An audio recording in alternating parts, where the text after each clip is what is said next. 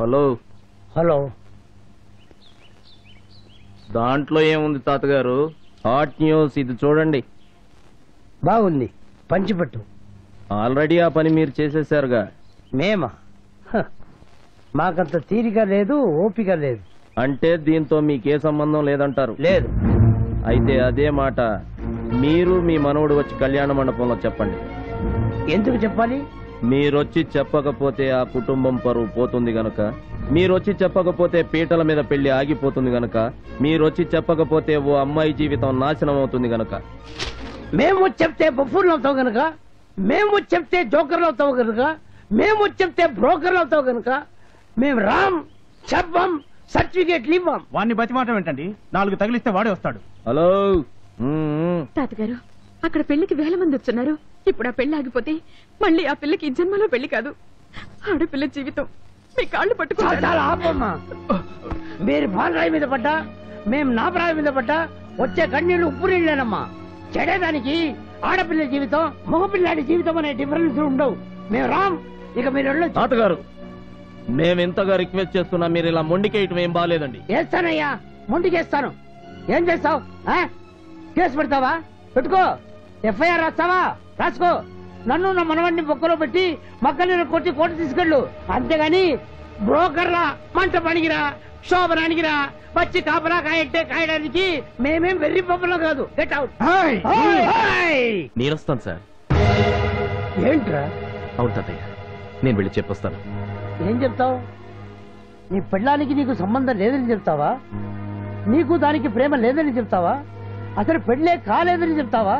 చెప్పి నీ పెళ్ళాన్ని ఇంకొకటికి దార్చొస్తావా? తార్చను. పెళ్ళి నేను తన మెళ్ళలో 3 ముళ్ళు వేశాను, మాకు శోభనం కూడా జరిగింది అని అందరి ముందు అరిచి మరీ చెప్పొస్తాను. అలా చెప్పి నువ్వు నా పెళ్ళని నాకు తెచ్చిస్తావా? తనతో కాపురం చేయిస్తావా? చెప్పు. అలా తెచ్చిస్తానంటే ఇక్కడే ఈ గుమ్మ ముందే కూర్చుని ఎదురు చూస్తాను. 1 రోజు కాదు, నెలలు కాదు, ఎన్నేళ్లైనా సరే. మాట్లాడమే తాతయ్య.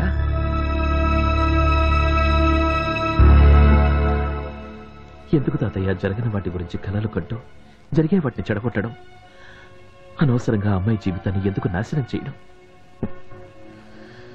భర్తగా నేను ఎలాగో ఫెయిల్ అయ్యాను, కనీసం ప్రేమికుడిగానైనా గెలవని. ప్లీజ్ గెలవరా? గెలిచి చరిత్రలో అమర ప్రేమికుడు మిగిలిపో. పోరా పోరా చవట పోరా.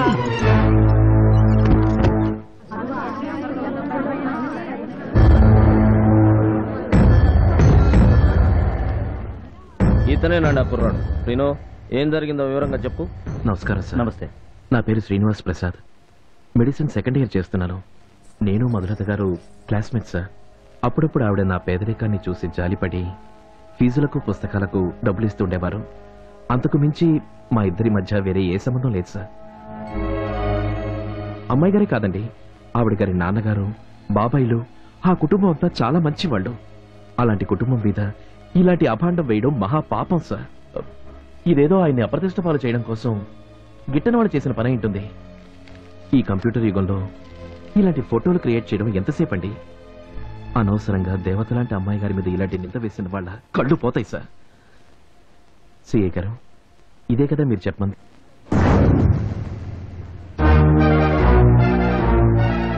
నేను కరెక్ట్ గా చెప్పానా, ఏవైనా మిస్ అయ్యానా? నేను చెప్పమన్నా? అవును సార్, మీరే కదా అలా చెప్పకపోతే మధు పెళ్లి ఆగిపోతుందని నన్ను లాక్కొచ్చారు. What nonsense is this? Nonsense ఏముంది? నా చేత వాళ్ళు చెప్పించాలనుకున్నది, మీరు వినాలనుకున్నది ఇదేగా. అంటే మరి ఇదంతా పచ్చి అబద్ధం. మరి నిజమేంటి? నిజం విని తట్టుకోగలిగే శక్తి మీకుందా? ఎస్. అయితే చెప్తున్నాను, వినండి. అందరూ వినండి. నేను మధు ప్రాణం కన్నా మిన్నగా ప్రేమించుకున్నది నిజం. ఆ ప్రేమని ఈ పెద్దవాళ్లు వ్యతిరేకిస్తే ప్రాణాలకు తెగించి పారిపోయి పెళ్లి చేసుకున్నది నిజం. కలిసి కాపురం కూడా చేసింది నిజం. పెళ్ళాం గురించి పరాయి వాళ్ల ముందు చెప్పకూడదని ఇంగిత జ్ఞానం ఉన్నవాడిని కాబట్టి చెప్పడం లేదు. కానీ తన మెడ నుండి తొడ వరకు ఎన్ని పుట్టుమచ్చలున్నాయో నాకు తెలుసు సార్. తల నుంచి మొల వరకు ఎన్ని పంటిగాట్లున్నాయో, ఎన్ని గోరుగిచ్చులున్నాయో నాకు తెలుసు సార్. వదిలేండి సార్. ఎందుకు ఆపుతారు? ఏం చేస్తావరా? చంపుతావా? అంతేగా. చంపరా come on kill me let him talk. ఇవే కాదు సార్, తనే నా భార్య నిరూపించడానికి మీకు ఇంకా సాక్ష్యాధారాలు చూపించగలను. చూడండి సార్, చూడండి, నేను కట్టిన తాడిని దీని బాబాయిని బలవంతంగా తెంపేస్తే ఇక్కడ పడ్డ మచ్చను చూడండి. చూడండి, నా రూపాన్ని గుండెల్లోనూ పేరుని చేతి మీద పచ్చబొట్టు పొడిపించుకుంటే తనకు రక్తం పంచిన వాళ్లే రక్తం వచ్చేదాకా కత్తితో చెరిపేస్తే పడ్డ మచ్చ సార్ ఇది. చూడండి, అందరూ చూడండి. ఇంత జరిగే కూడా మా ఇద్దరిని వేరు చేసి దాన్ని ఇంకా కన్య అని మీకు ఫ్రెష్ గా కన్యాదానం చేయడానికి సిద్ధపడ్డారు సార్ ఈ రాస్కెల్స్. సబ్బాష్ సబ్బాష్ రా నా కొడుకు కొడక, ఇన్నాళ్లకు నా మనవాడు అనిపించావురా. నువ్వు పెళ్లి మండపానికి వెళ్తానన్నప్పుడే అనుకున్నాను రా, ఈ దొంగ నా కొడుకుల్ని అందరి ముందు ఎండగట్టడానికేనని.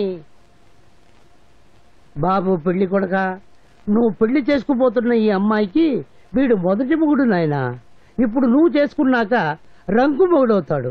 చేసుకో బాబు, చేసుకొని బాగా మేకప్ కొట్టి అమెరికా తీసుకెళ్లి అక్కడ ప్లాస్టిక్ సర్జరీ చేయించి మళ్ళీ నీ పెళ్ళాన్ని కన్ని పిల్లగా మార్చుకో. వెళ్ళు నాయనా వెళ్ళు. ఓయ్ ఆఫీసర్, పోలీసు వాడివి పోలీసు వాళ్ళ ఉండు. ఇలాంటి బ్రోకర్ పని చేసావంటే ఫలితం ఇలాగే ఉంటుంది. రారా మనోడా.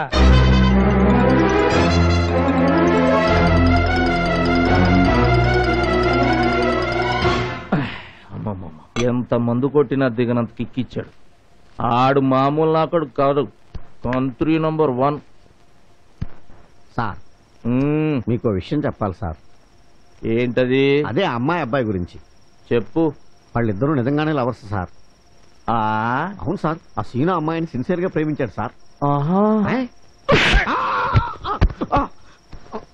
ఎవరిదిరా లవ్వు? ఏంట్రా సిన్సియర్ గా ప్రేమించుకోవడం? బాగా ఆస్తున్న అందమైన పిల్లని చూసి వెంటపడి బ్లేడ్లతో కోసుకుని రక్తంతో లెటర్లు రాసి 4 మాయ మాటలు చెప్పి బుట్టలో పడేయటం కాదురా ప్రేమంటే. వస్తే కొండ పోతే అదేదో అన్నట్టు ప్రతి అడ్డమైన వాడు గురి పెట్టేది లైనేసేది డబ్బున్న అమ్మాయిలకే కదరా. వర్కౌట్ అయ్యే అమ్మాయి లైన్ లో పడితే లైఫ్ సెటిల్ అయిపోతుంది. ఆ ఇంటికి అల్లుడైపోయి కోట్ల ఆస్తికి అప్పనంగా వారసుడైపోవచ్చు. పైసా ఖర్చు లేకుండా అందమైన అమ్మాయితో రొమాన్స్, ఏ కష్టం పడకుండా తయారుగా వచ్చిన కారులో షికారులు, సుఖానికి సుఖం, స్టేటస్ కి స్టేటస్. ఏ నువ్వన్న ప్రేమ హై క్లాస్ అమ్మాయిల మేకప్పుల్లోనూ మేడకప్పుల్లోనే ఉంటుందా? స్లమ్ముల్లోనూ మురికివాడల్లోనూ కూలీ నాలీ చేసుకునే అమ్మాయిల కొప్పుల్లో ఉండదా? ఏనాడైనా ఏ కాలేజీ కుర్రాడైనా ఓ పేదింటి పిల్లనో లేదా రోడ్ల మీద కాగితాలు ఏరుకునేదాన్నో కుంటిదాన్నో గుడ్డిదాన్నో అనాథనో ప్రేమించి పెళ్లి చేసుకున్నాడని నువ్వు ఎప్పుడైనా విన్నావా? మాట్లాడవే. వెళ్ళలేదండి. నువ్వు వెళ్ళారా? కూర్చో. అంతెందుకు, నీ సంగతికి వద్దాం. నీ కూతురు పిక్ పాకెట్ గాడిని ప్రేమించిందనుకో, వాడికిచ్చి పెళ్లి చేస్తావా? ఓ బేవర్స్ గాడిని లవ్ చేసిందనుకో, వాడికిచ్చి చేస్తావా? నోటితో చెప్పు. చేయనండి. నువ్వు వాడి మక్కెలు ఎరగొట్టి బొక్కలో దోస్తావు అంతేగా? నోటితో. అంటే అంటే నెలకి 3,000 రూపాయలు సంపాదించే నీ రేంజ్కే అలా అంటే కోటీశ్వరుడైనా పిల్ల తండ్రి ఆ ఫుట్పాత్ గాడికిచ్చి పెళ్లి ఎలా చేస్తాడనుకున్నావురా? పోరా. ప్రేమించుకున్నారంట, ప్రేమించుకున్నారు. నువ్వు పారిపోతాదయ్యా. తాతయ్య నువ్వు పారిపో, వీళ్ళ సంగతి నేను చూసుకుంటాను.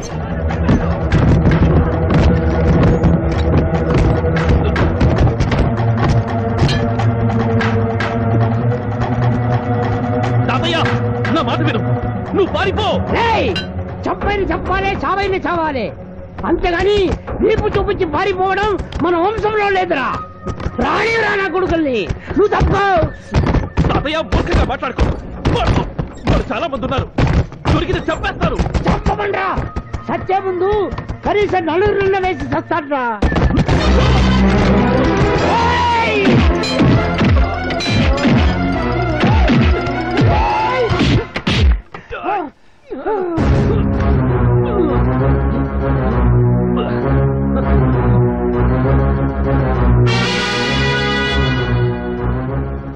ఏరా ఎండ కన్నెరక్కుండా పెంచిన నా బిడ్డని కన్నె కాదు అన్నీ అనుభవించాను అని పుట్టుమచ్చ లెక్కలు చెప్తావరా?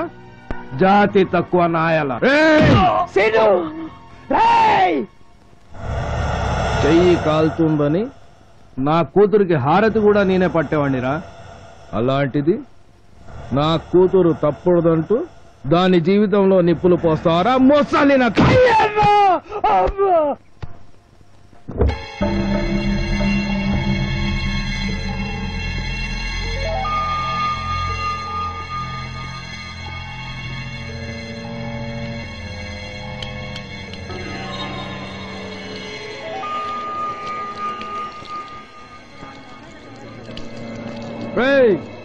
చూడండి, అందరూ చూడండి.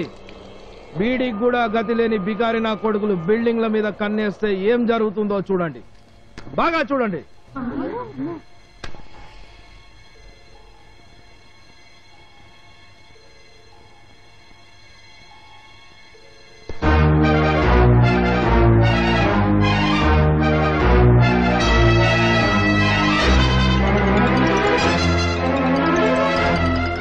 ఎందుకు సార్ ఆపారు?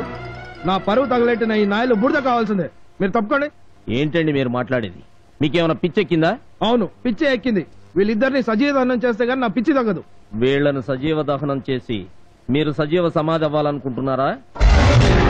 వీళ్లను చంపితే మీరు జీవితాంతం జైల్లో సమాధి అవుతారు. అయినా పర్వాలేదు. నా పరువు, నా కుటుంబ గౌరవం నాశనం చేసిన వీళ్ళ బూడిద కళ్ళారా చూడాల్సిందే. వేల మంది ముందు వీడు నా కూతుర్ని బేవర్స్ అన్నాడు.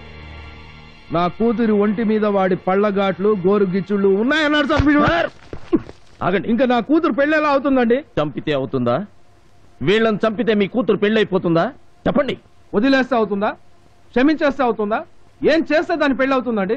ఎవడి కాలు పట్టుకుంటే దాన్ని కట్టుకుంటాడు. ఇంత జరిగాక ఇక దాన్ని ఎవడు పెళ్లి చేసుకుంటాడు? నేను చేసుకుంటాను. అవునండి, మీకు అభ్యంతరం లేకపోతే మీ అమ్మాయిని నేను పెళ్లి చేసుకుంటాను. నేనేదో మీ అసహాయతను అడ్డం పెట్టుకుని ఈ అవకాశాన్ని వాడుకోవటానికి అంటున్న మాటలు కావి, మనస్ఫూర్తిగా అంటున్నాను. మాకు తెలుసు బాబు, కానీ మా అమ్మాయి గతం గురించి అంతా తెలుసు. తెలిసే చేసుకోవాలనే నిర్ణయానికి వచ్చాను. శీలం అనేది శరీరానికి సంబంధించింది అనుకునేవాణ్ణి కాను నేను. అది మనసులో ఉంటుందని నమ్మేవాణ్ణి. నాకు గతంలో పెళ్ళయింది, కానీ తను చనిపోయింది. అంటే నేను శీలం పోయిన వాణ్ణే కదా. నాకు లేని శీలం నా భార్యలో ఉండాలనుకోవడం, మందు తాగుతూ మద్య నిషేధం కావాలని వాగినట్టుంటుంది. పెళ్లికి ముందు మీ అమ్మాయి ఏంటనే దానికంటే పెళ్ళయిన తర్వాత నా భార్యగా నన్ను అర్థం చేసుకుని సర్దుకుపోవడం నాకు ముఖ్యం. బాబు, నేను వింటుంది అబద్ధమో నిజమో, చూస్తుంది కలో మాయో, నేను ఎలా రియాక్ట్ అవ్వాలో కూడా తెలియడం లేదు. ఆ దేవుడే స్వయంగా వచ్చి నీకు వరం ఇస్తాను అంటే ఆనందంతో గొంతు పెగలడం లేదు. థ్యాంక్ యూ బాబు. ఒక్కసారి మధు అభిప్రాయం కూడా తెలుసుకుంటే. మా అమ్మాయికి ఇష్టమే బాబు. మీరే మరోసారి ఆలోచించి నిర్ణయించుకుంటే. మీ అమ్మాయిని చేసుకోవటం నా అదృష్టంగా భావిస్తున్నాను. చాలా చాలు బాబు, ఈ ఒక్క మాట చాలు. ఈ సిటీ మొత్తం ఆశ్చర్యపోయేలా మీ పెళ్లి ఘనంగా గర్వంగా నేను చేయిస్తాను. వద్దండి, ఇప్పటికే ఓసారి పెళ్ళాగిపోయి మధు అందరిలోనూ అల్లరిపాలైంది. మళ్ళీ ఆ పొరపాటు జరగటానికి వీల్లేదు. అందుకే మన అనుకునే నలుగురు మధ్య సింపుల్ గా రిజిస్టర్ మ్యారేజ్ చేసుకుంటాను. అదేంటి బాబు? అవునండి, అలాగే చేద్దాం. అవునన్నయ్య, అదే బెటర్. సరే బాబు, మీ ఇష్టం వచ్చినట్టే చేద్దాం.